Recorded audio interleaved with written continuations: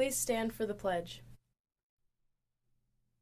I pledge allegiance to the flag of the United States of America and to the republic for which it stands, one nation, under God, indivisible, with liberty and justice for all.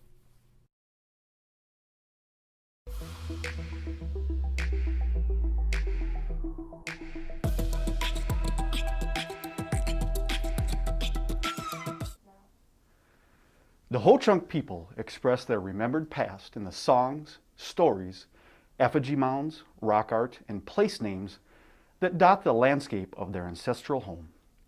For thousands of years, the HoChunk have lived in the western Great Lakes region, south of present-day Green Bay. Good morning, my name is Mike Shepard, and those words come from author Patty Lowe's book on the Indian nations of Wisconsin. The HoChunk people trace their origins to an area on Green Bay known as Red Banks. At one point, they used to be called Winnebago, an Algonquin term given to them as Americans began their westward migration. The name that HoChunk people had for themselves is HoChungra, which translates to people of the big voice or people of the sacred language. Sometimes, people get confused about how to refer to Native people. There are many expressions that are used.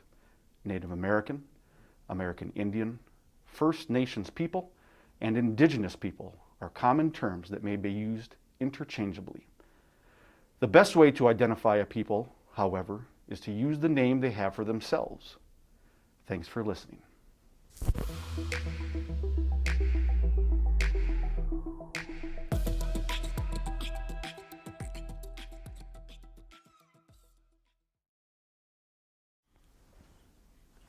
Good morning. Today is Thursday, November 12th. 1 week from today is the first day of Tri-1 finals. Are you ready? We've got just one short announcement and then a video from the SRL class. Let's start with that announcement. There will be a Green Team virtual meeting via Google Meet today, Thursday, from 2:30 to 3. We need to choose officers and figure out what we can do environmentally for our school this year. If you're interested in being an officer, please let Ms. Knodel know.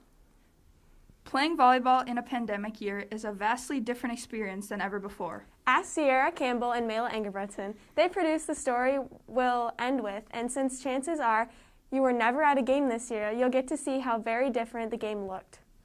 For GM97, I'm Mela. And I'm Haley. Have a great day, Tigers.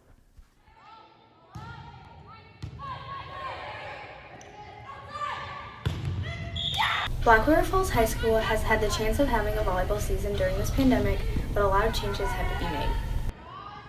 We need to treat like every game in practice like it's our last, because it really could be. Summer Ruffholm is a junior at Black River Falls High School. She has played varsity volleyball since her freshman year, but this season is completely different. I'm definitely more appreciative for like the chance to get to play this year, because like all of us didn't know if we were actually gonna have a season. I'm a senior. This is my last year, and I wanted to get a chance to play volleyball again. Jay Weinman is the athletic director at Black River Falls High School. He played a big role in determining whether or not spectators would be allowed this season. The hardest part was just getting things with the county health department set up so they would allow us to play. To have some parents there to make it, so there's some fan base there. Without that, it's a little weird. As to be expected, the absence of spectators, specifically the student section, sparked a shift in the atmosphere. Because we're used to having a student section and like all of our parents and family there, and I think now just kind of only having 4 people per player, it just doesn't create the same energy. We have to try to like bring the energy up ourselves. Having fans just at our games cheering and supporting us on, I think definitely helps us as a team play better and keeps us motivated and keeps our intensity up. But especially for away games where we don't have any fans, it's definitely a lot more challenging to keep our energy and motivation going.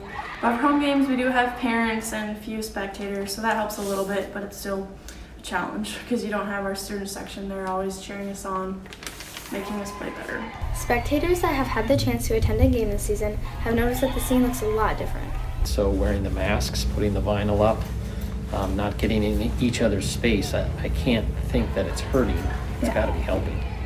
At first, we proposed a couple things, and they said, no, you have to do more. So when we put the vinyl On the net, they said that was okay if we wore masks, didn't switch sides, and had the vinyl on the net. They felt that we were taking enough precautions. Our program, I think, as a whole, we're doing a really good job taking the right precautions. We're always wearing masks. We're always making sure we're separated the right distance. We take temperatures when we go for away games. We clean the balls and other equipment after every day, practices and games. Team bonding is a big part of team chemistry.